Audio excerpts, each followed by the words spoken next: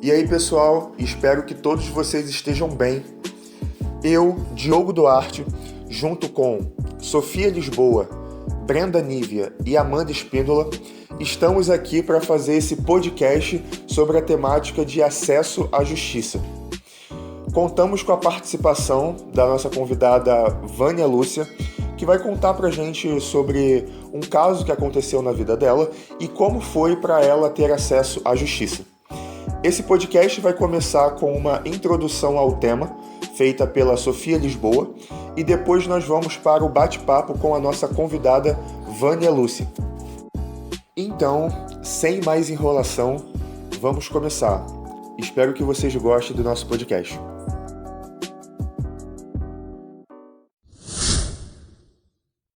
O acesso à justiça é visto atualmente como um dos pilares do sistema democrático e é defendido amplamente. Mas o que esse termo significa? Para Mauro Capelletti, importante estudioso do assunto, a expressão pode resumidamente significar duas coisas: a possibilidade de as pessoas reivindicarem direitos e resolverem conflitos no judiciário, e também a possibilidade de terem acesso a resultados que sejam justos, individual e socialmente.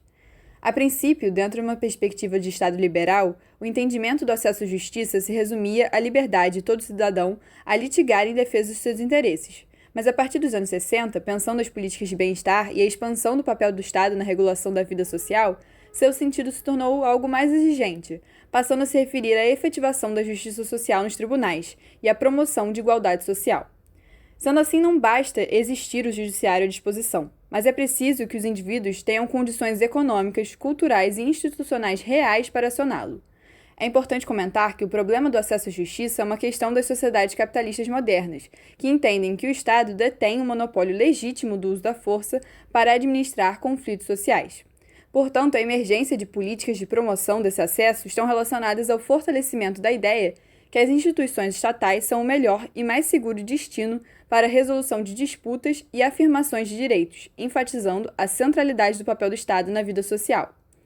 Após o fim da Segunda Guerra, com a intensificação das relações de consumo e os novos movimentos sociais invadindo a cena pública, a questão do acesso à justiça estava em pauta. Políticas de bem-estar consagraram direitos sociais e econômicos como deveres do Estado, e a expansão industrial gerou reivindicações consumeristas por proteção legal. Movimentos sociais passaram a elaborar suas demandas públicas em termos jurídicos, lutando pela criação de leis para a igualdade. Toda essa abertura de novos campos de litigação proporcionou a judicialização das relações sociais e a centralidade política do poder judiciário. Com as crises das décadas de 70 e 80, o judiciário foi muito utilizado para pleitear direitos sociais precarizados pelo próprio Estado e lutar pela afirmação da cidadania, gerando uma explosão de litigiosidade, fenômeno cunhado por Boaventura de Souza Santos.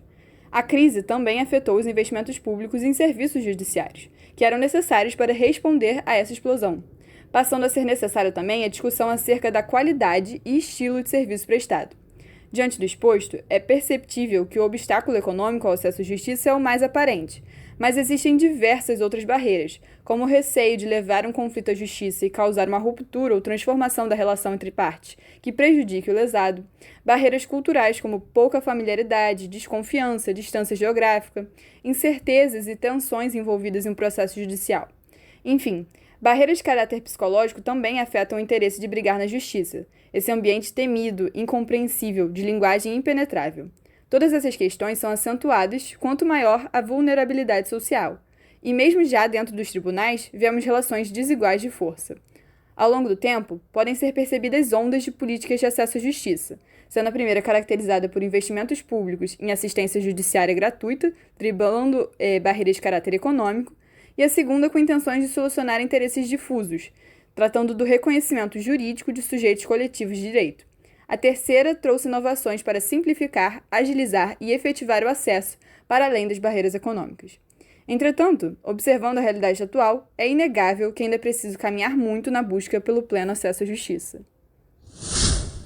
Boa noite a todos que estão aqui ouvindo mais um podcast da Quadrilha de Sociologia Jurídica. Hoje o nosso episódio é sobre um relato sobre a Vânia Lúcia, que precisou ter acesso à justiça em um acontecimento na vida dela, e ela vai falar pra gente um pouco sobre como foi a experiência dela quando ela precisou ter acesso à justiça. Vânia, conta pra gente como foi esse caso aí. Boa noite. Então, eu precisei, porque eu estava sofrendo aqui de uma violência doméstica, meu ex-esposo chegou aqui em casa e começou uma discussão e eu tentei botar ele para fora, não consegui, e estava eu e minhas filhas sozinhas. E, de repente, ele ficou muito violento, começou a quebrar as coisas no quintal, tortou porta de ferro, tudo. E aí eu liguei para a polícia, pedi socorro no 190. E aí eles perguntam endereço, faz muitas perguntas. Se a gente for responder tudo, a gente morre antes de terminar as perguntas deles, enfim. E nesse meio tempo que eu estava falando com eles, o barulho parou, o barulho de quebrar as coisas parou. E aí a pessoa que estava me atendendo perguntou assim, a pessoa ainda está aí? Aí eu falei assim, eu acho que não, porém ele tem arma de fogo, ele pode ter ido buscar.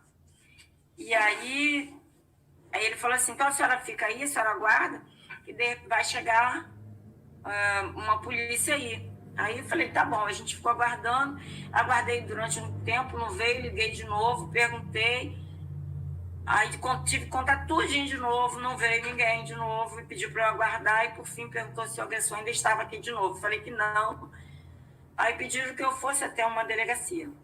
Tá? Como estava de noite, já era bem tarde, e eu aguardei na manhã seguinte e fui na delegacia. Mas antes de ir, eu filmei tudo destruído aqui e fui. Quando chegou lá, o delegado, eu expliquei para ele a situação, contei tudo e tal, e ele falou que eu me enquadrava na Lei Maria da Penha, que eu fosse até ao fórum, ele me deu uma papelada, uma proteção restritiva, é isso que fala? A qual ele não poderia chegar próximo de mim e das meninas. Então, me senti muito segura com isso. Medida protetiva. Aí eu me senti muito segura. Isso foi, no caso, no domingo, eu fui no fórum na segunda, na terça, não lembro bem. Cheguei no meu trabalho, expliquei a situação. 2 dias depois, eu precisei ir ao fórum. Aí disseram que ele ainda não tinha sido intimado. Pediram para eu voltar depois de 15 dias. Aí eu aguardei, de 15 dias, voltei lá de novo. Ele ainda não tinha sido intimado.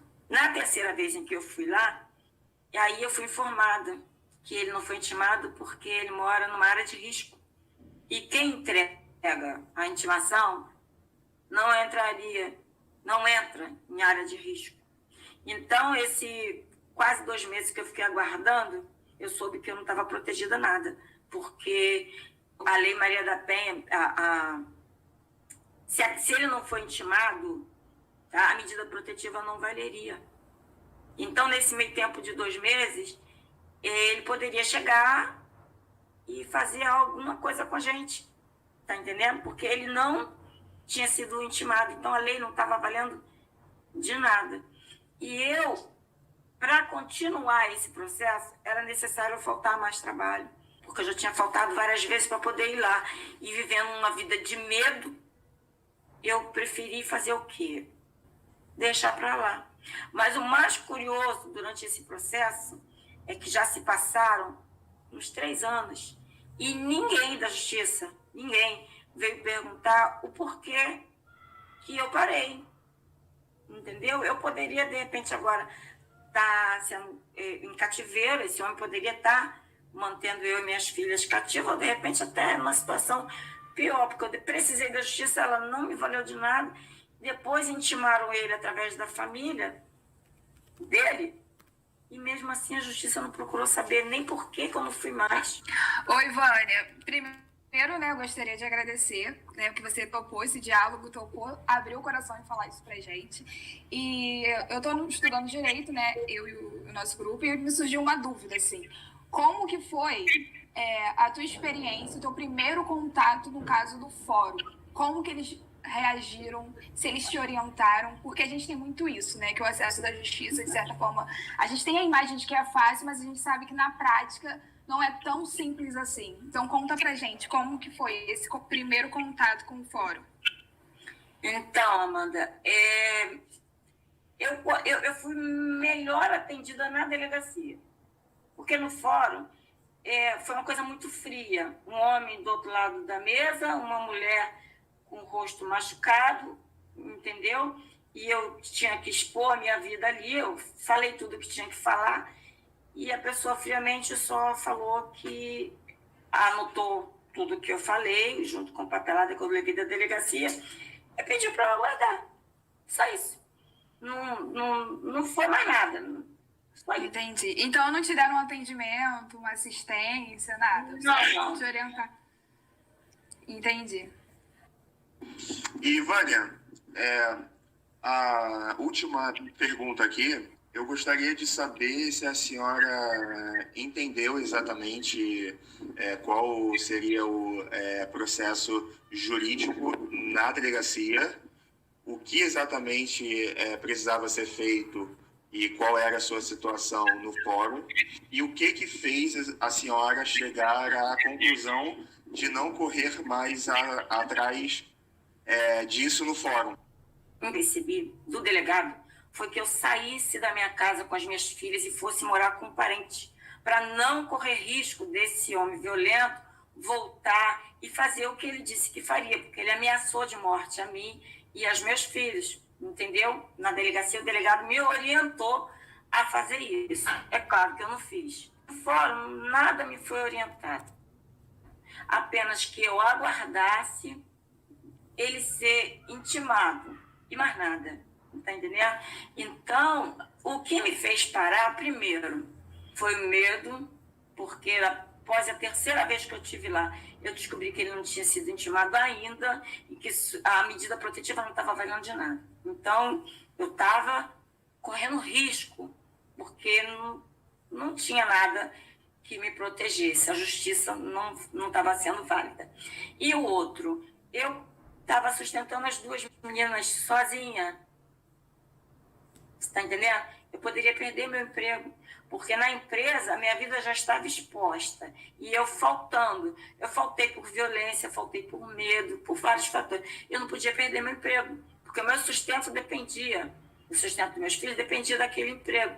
Então eu tive que escolher ou continuar, e quando ele fosse intimado, ou se não fosse, eu não sei como, se ele descobrisse que eu tinha feito isso tudo, ido na delegacia e no fórum, e vir com mais violência para mim, para cima de mim e das minhas meninas, ou largar tudo.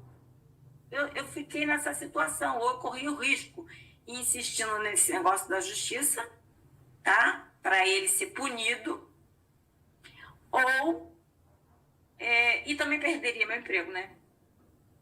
Perderia meu emprego, meu sustento. Então eu resolvi parar. Falei que vou parar, porque dessa forma ele não vai nem saber de tudo o que eu fiz, porque, né, uma pessoa violenta, eu vou parar e vou segurar o meu emprego. E foi o que eu fiz. Vânia, e uma coisa que eu achei interessante também, que você mencionou as suas filhas, né? Aí fica mais delicado, porque quando fala das suas filhas, uma delas está fazendo trabalho com a gente. Aí eu queria saber de Brenda, né? Como que é essa sensação para ela de estar agora dentro da faculdade de Direito e ao mesmo tempo ter sofrido ou indiretamente ter tido contato com o sistema de justiça falho, né? E como é a sua reação agora estando dentro da faculdade? Como você enxerga isso?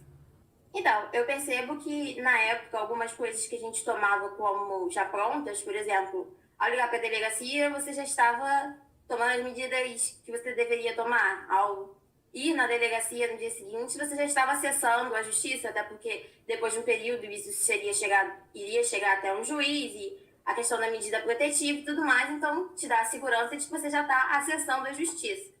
O que eu percebo hoje, depois que essa situação, assim, até hoje isso não foi resolvido, porque como minha mãe disse, ela não levou até o final, porque justamente esse processo de justiça, ela não chegou à justiça. Ou seja, hoje eu entendo que necessariamente você falar, você ir na delegacia, você ir nesses órgãos, não significa que você está acessando a justiça.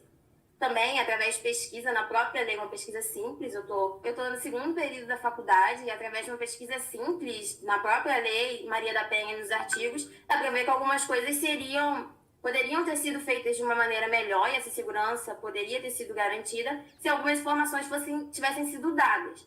Por exemplo, ela falou que ela tinha um medo de perder o emprego e que por isso, muitas vezes, ela não conseguiu continuar o processo, de ter que ir no fórum, talvez ter que ir numa outra delegacia, pegar o registro telefônico, principalmente por causa da questão da insegurança jurídica, porque a medida protetiva ainda não tinha sido validada e tudo mais, mas também porque ela teria que estar disponível em dias de semana para fazer isso. Já o artigo da lei fala que o juiz poderia até mesmo entrar com uma ação e ela poderia manter o emprego, porém ficar um tempo afastada dele, mas continuar recebendo e tudo mais. Então, se ela tivesse tido essa informação, talvez seria uma coisa que ela levaria até o final. Esse é um dos exemplos que tem dentro do caso da situação, mas eu hoje enxergo isso, que o processo de acesso à justiça não necessariamente quer dizer você simplesmente contratar algum órgão, mas sim o que vai acontecer depois, o tipo de informação que você vai ter, o jeito que você vai ser tratado, a linguagem, da forma que vai ser passada para você.